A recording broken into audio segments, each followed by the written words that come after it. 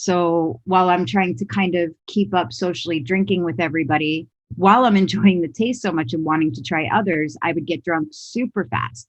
And then that would lead to shots. And then that would lead to 2 to 3 day hangovers filled with crushing anxiety over what did I do the night before. Holics.com and Season of Mist are proud to present High Notes, a podcast about addiction and recovery in the music industry. I'm your host, James Shotwell.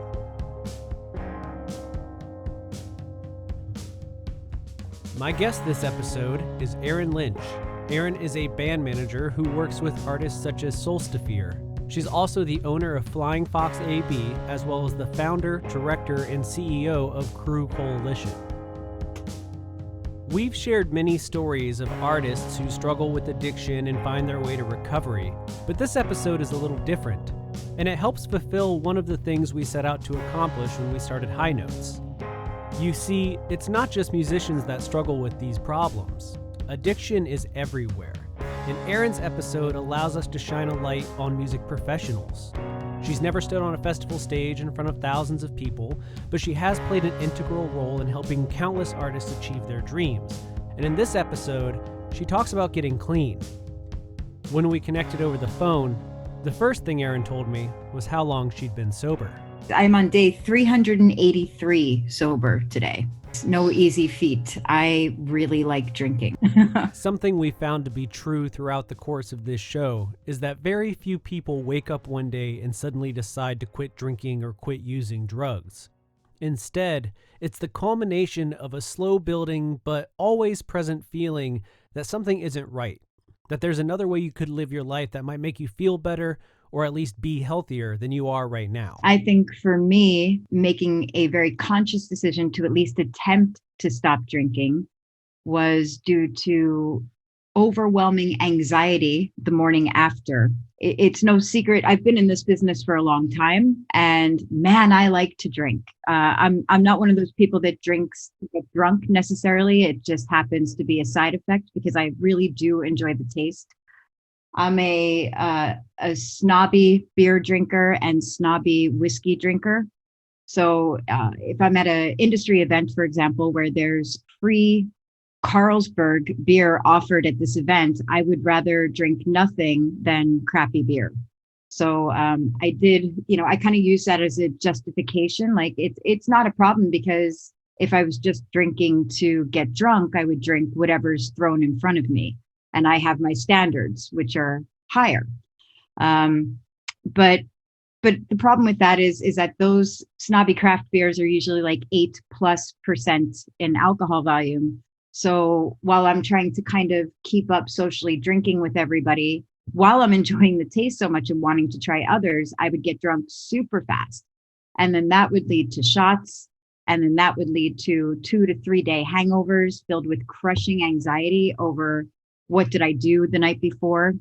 And in 2019, I missed 3 flights, which I had to rebook. So in various industry events, I would just go crazy the last night and then sleep through my alarm and miss my flight. So that ended up costing me quite a bit of money to rebook a last minute flight. And then I would be walking home from or taking a taxi, in most cases, when I was in Stockholm, from wherever that party was that I was at, or that, night out at the local, and spending loads of money on crappy food, as you do, if I just eat all this McDonald's, I won't have a hangover tomorrow, and taking taxis home. So that, of course, was adding up as well. And I lost things. I lost headphones. I lost my, subway card, which cost roughly $120 a month. Brand new pair of headphones that were $380. Just things like that started making me realize that maybe I do have an issue. And towards the tail end of 2019, I realized that I was actually drinking every night quite heavily. So I saw an advertisement for this 1 year no beer thing on Facebook and decided to just kind of take the challenge. I signed up for 90 days and I kept pushing my start date. I was like, all right, January 1st. No, wait, January 5th. No, wait, I just got to get through the weekend. And then January 19th, after a rough weekend of drinking, I just decided to go for it. And that's where the journey began. Even if you don't believe you have a problem with drugs and alcohol, what Erin is describing here can vastly improve your life.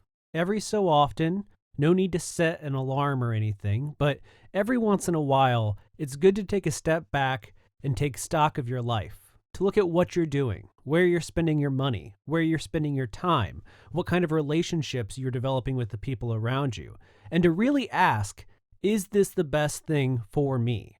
And if the answer is something you have to argue, if you have to defend it to yourself, then maybe it's time to make a change. Absolutely.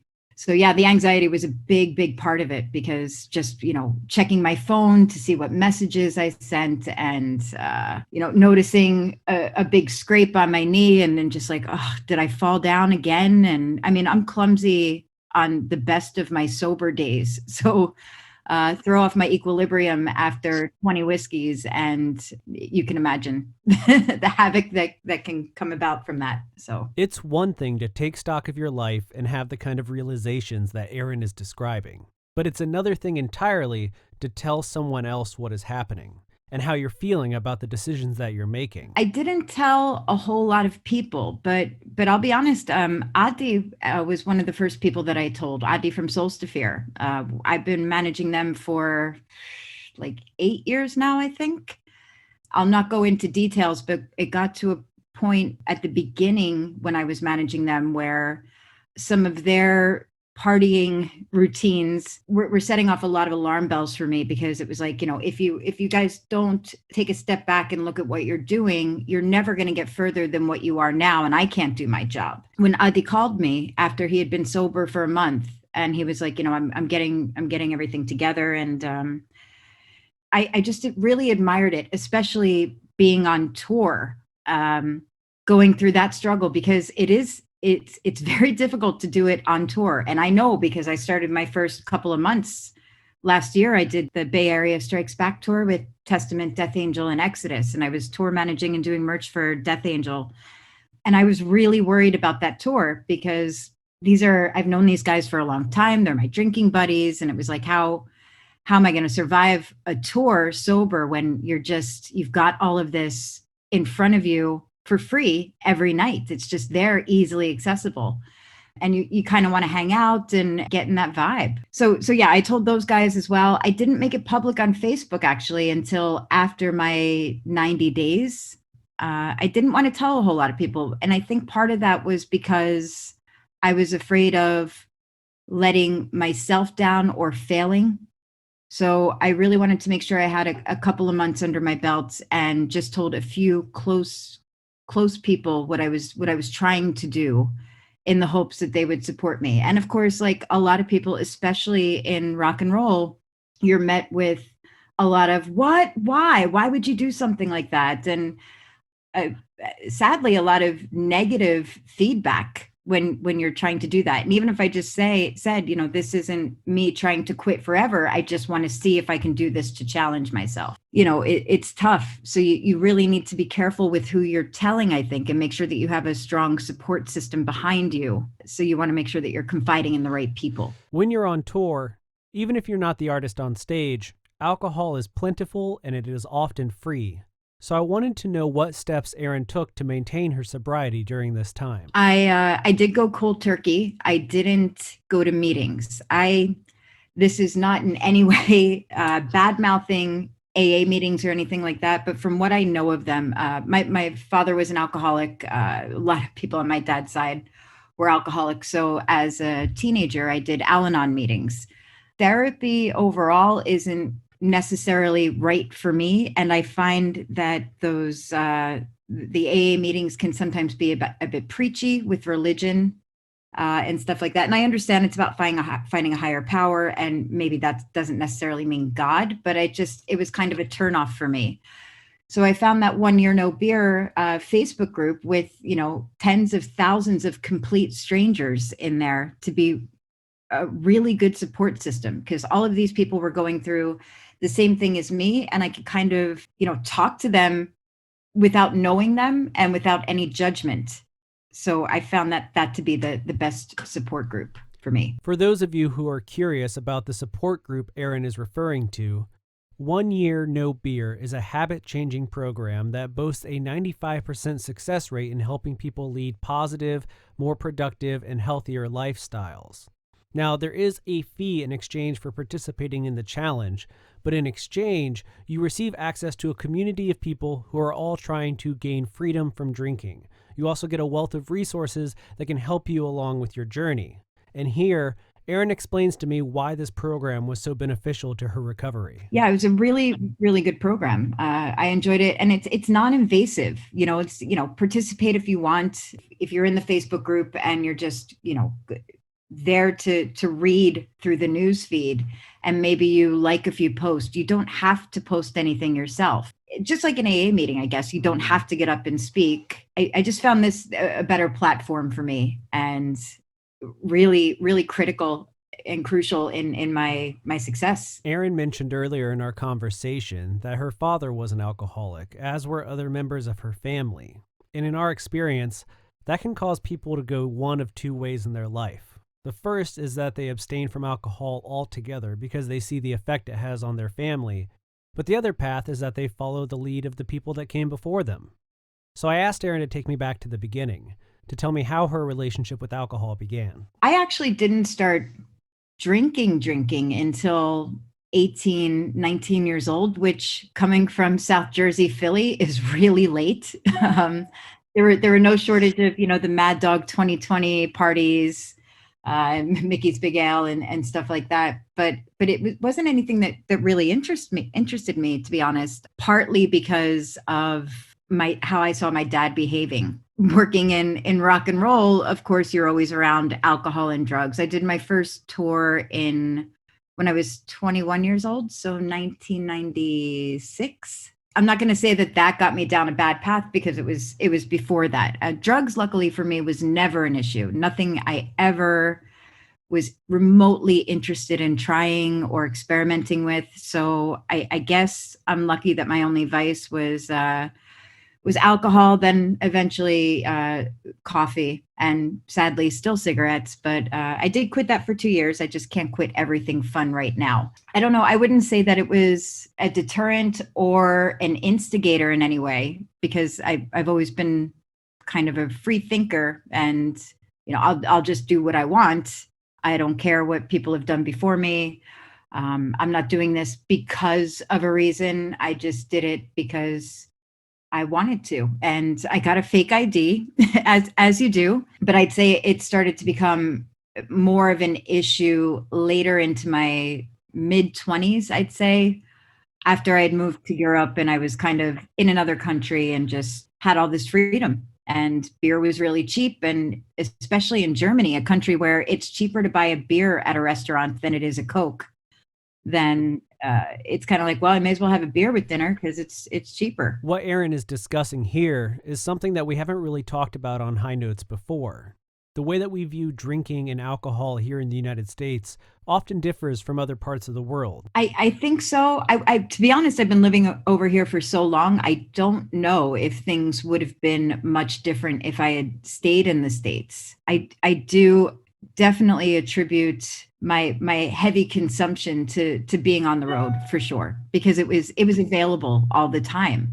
And then even if one rule that I've always had is I don't drink when I'm working. So if I was just doing, when I first started out and I'm just doing merch on tour, I wouldn't touch alcohol until the trailer door was closed.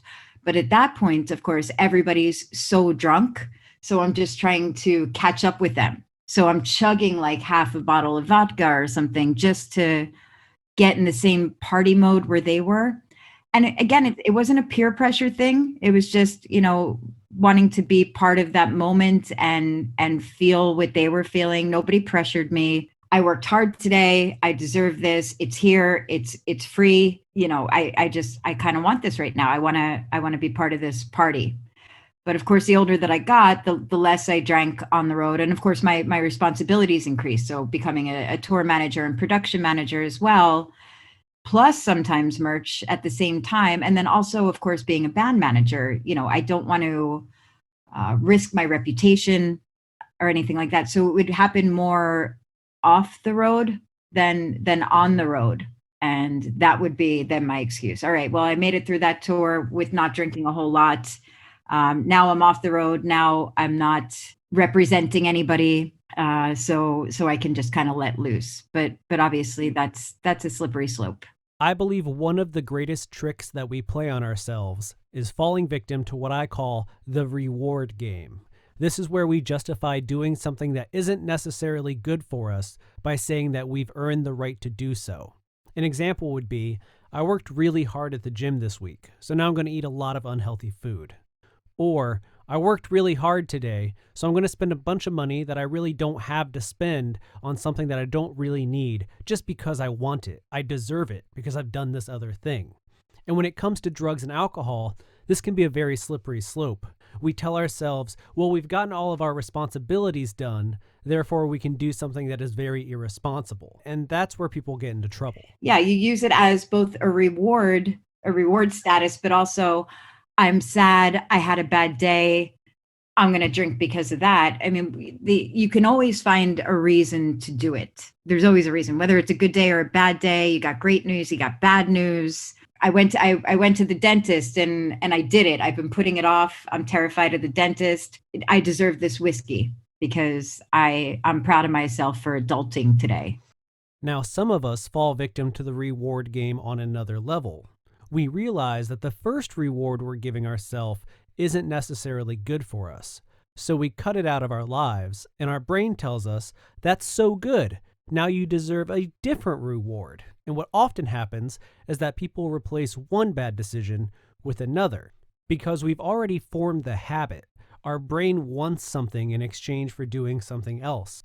And this is what Erin chose to indulge in instead of drinking. Ben and Jerry's Netflix and chilled has become my drug of choice. It's not good. I do have another addiction, which is shopping. So shopping, retail therapy is real, ladies and gentlemen. It's a real thing. It's something that I've fallen victim to for years.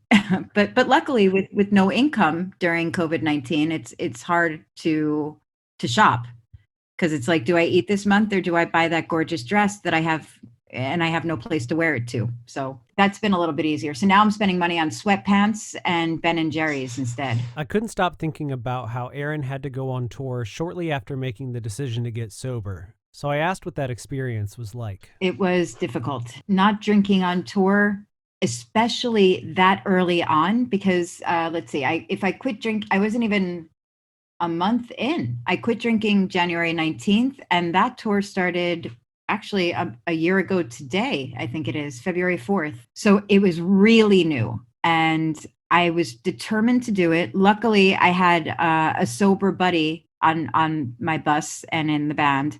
So he was so important with helping me anytime I felt tempted. I also found a new found love for snobby, of course, alcohol-free beer. Stockholm has a really good variety of alcohol-free craft beer. So I stocked up a suitcase full of that. And actually, I think it was like the fourth day on tour, we were in Stockholm.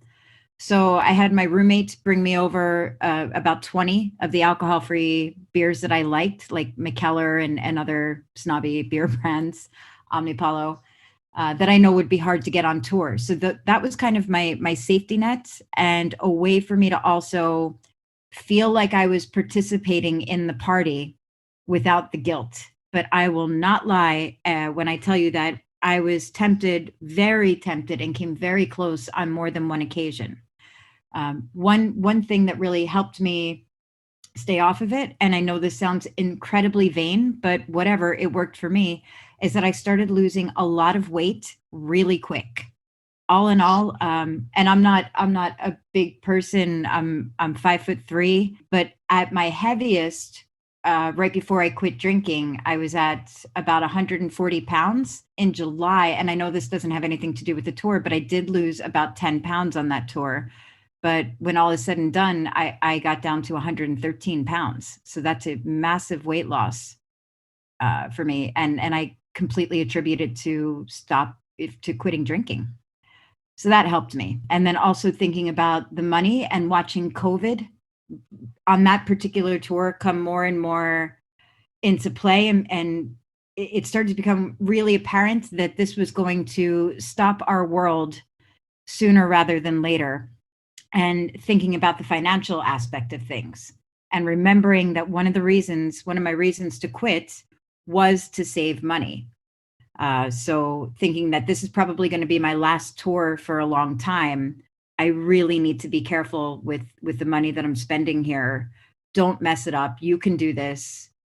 Go talk to Ted if you're feeling tempted, and just you got to get through this. And then once I did get through that tour, which was a 5-week tour, we made it to the end of that tour. Luckily, except for the last day of the tour got canceled in Germany. So that went right until March 12th, right before really the world shut down after that. At that point, I was like, I can't believe I made it through. And that tour in particular, with all my drinking buddies, sober. So I can do this. And then once I hit the 90 days, I really wanted to see what it felt like to hit triple digits. And then after 100 days, I was like, I'm just going to go for the year. And here I am. I mean, once you're so close. And at this point, like I had said, I'm going to do it for a year. After that 100 days, I said, I'm just committing to a year, and then we'll see what happens.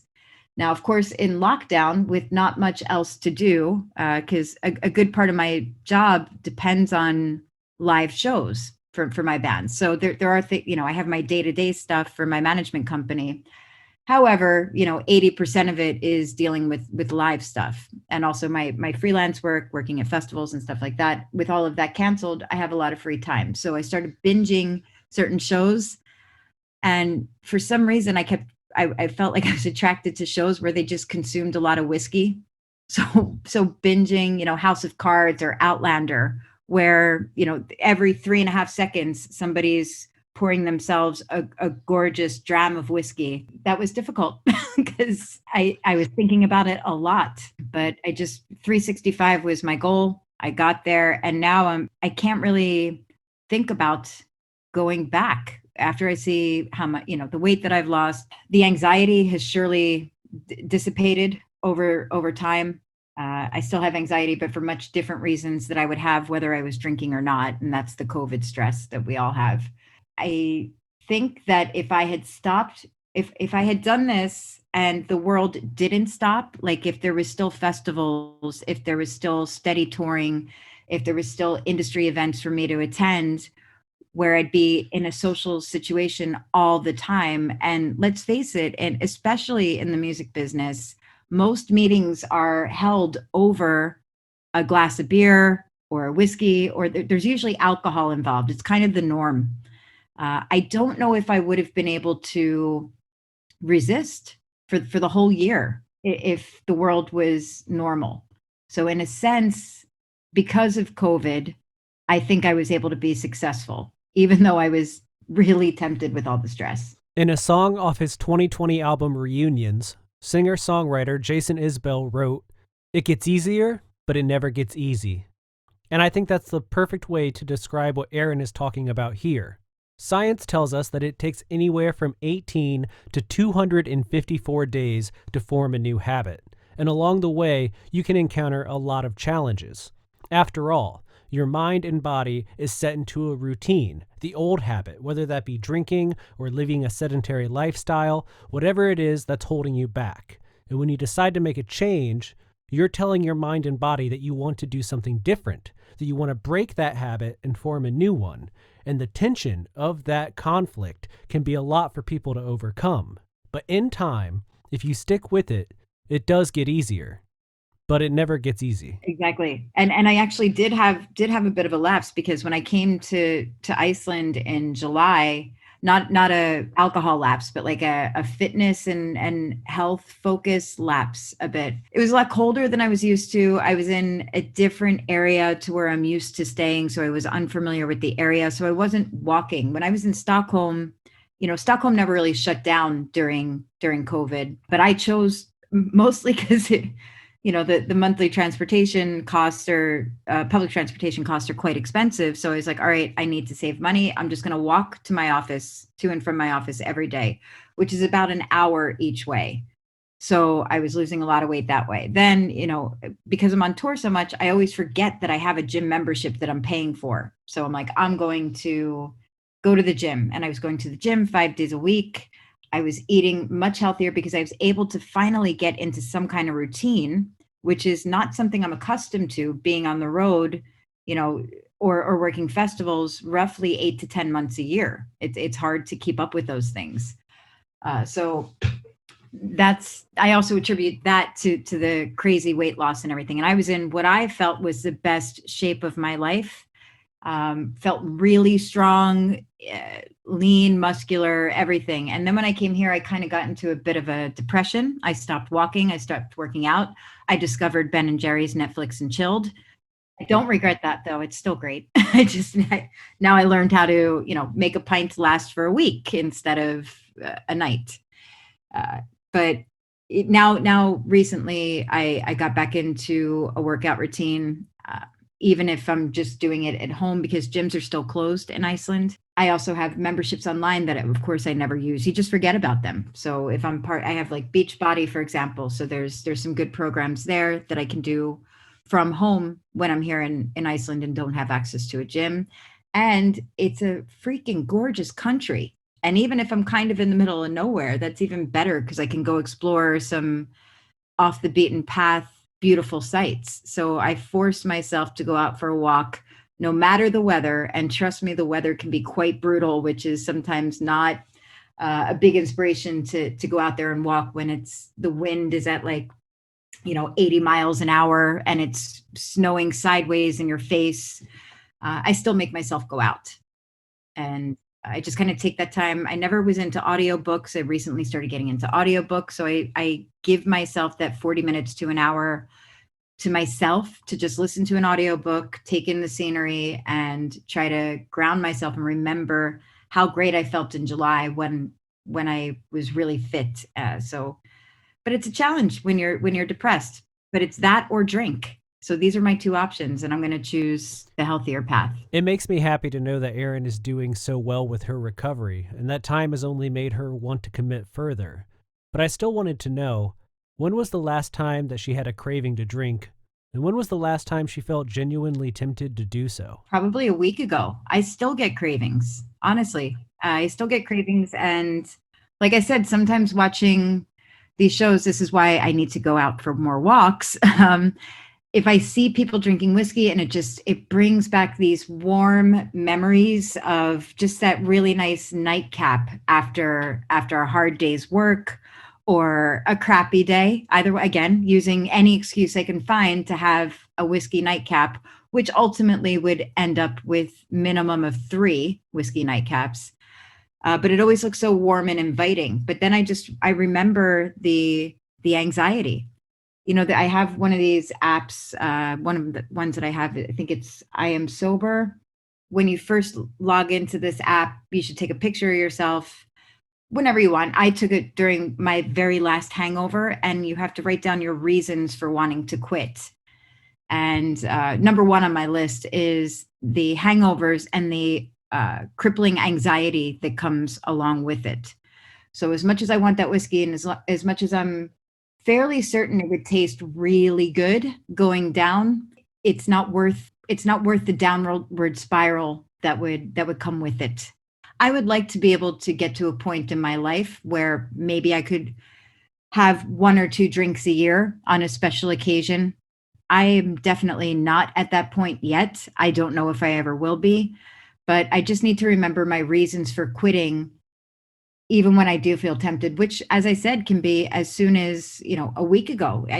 I know people say after 9 months, usually, or even 11 months, usually the feeling completely dissipates, but it hasn't for me, because as much bad as alcohol has done for me, I do have still very fond memories. But I guess it's like that whenever you break up from someone or something toxic. You're in a terrible relationship with another person. And when it's coming towards the end, you start justifying the reasons for staying with that person. Oh, but we had so many great times. And you forget that the bad times actually outweighed the good. And that's why you're ending things. But at certain moments, you can't help but think, strictly about the good times that you had with whatever your addiction was, whether it be a person or a vice of sorts. It's clear to me, as I hope it is to you, that Erin has learned a lot over the last year, and I'm confident that when touring resumes and life goes back to some form of normalcy, she'll be okay. It may be challenging at times, and she may even feel tempted, but I think that she'll be able to maintain her sobriety. And when the conversation comes up, when people ask her about this change that she's made, I wanted to know what she'd say. We don't believe in giving advice on this show, but we do believe in the power of suggestion. So when the day comes that somebody asks Erin about her decision to change her life and what she would tell someone else hoping to do the same, this is what she'll suggest. My suggestion, if you feel like you maybe want to take this journey, or at least attempt to take this sober journey, would be to do it for the right reasons. Really list your reasons why you want to do it. Make sure that they're the right reasons. Make sure that they're for you, not because somebody else is pressuring you to do this. You need to be at a point where you understand that maybe it's a bit of an issue, and you truly want to stop, or at least see what it feels like to stop. And you don't have to put all that pressure on yourself. That's why I just commit to certain periods of time, because I'm no quitter. And I remember when I quit smoking, for example, I kept a pack of cigarettes and a lighter in my pocket every day for a year. I'm not saying you should do this with alcohol if this is the route you choose, but for me, this is what worked, because then I didn't feel like I was depriving myself from anything. I knew that the power was in my hands. If I wanted to light up a cigarette, I could do it, or I could see if I could go another hour or another 2 hours, or just till the end of the day. It's so cliche to say one day at a time. I kind of loathe that statement, but it couldn't be more true. So, find a good support group that works for you. AA isn't for everybody. If that's just a small group of friends, if this is something that you're thinking about doing, just find 1 or 2 people to confide in. Or don't tell anybody if you feel like you're going to have a toxic response from people. Yeah, just really don't beat yourself up if you have a blip, and do it for you. That's the best suggestion that I can give to somebody. One of the things that I love most about Erin's story is that it doesn't involve some climactic moment. She doesn't get into some terrible accident or cause injury to somebody else. It's really about taking a hard look at yourself and figuring out what you need to change to be happier in your own skin. I think there's a lesson there that we can all take something away from, whether you're sober or not, and I hope that it helps you as much as it did me. If you or somebody you know is struggling with addiction, please seek help. The entire High Notes team is here to support you, and so are our friends at Season of Mist. As always, for High Notes, my name is James Shotwell. The show is edited by Landon Defever, and our programming consultant is Miss Laura Haggard. The artwork for our show was made by the great Nick Ferran, and our theme song comes from the band You, Me, and Everyone We Know. There are more episodes of High Notes coming soon, and we hope you'll stick around to hear them. If you'd like updates about everything we have going on, including merchandise drops and charity drives, please find us on social media. Just search High Notes Pod. That's High Notes POD. We'll be back soon, and we hope you'll be here as well. Until then, take care of yourselves, because you deserve it.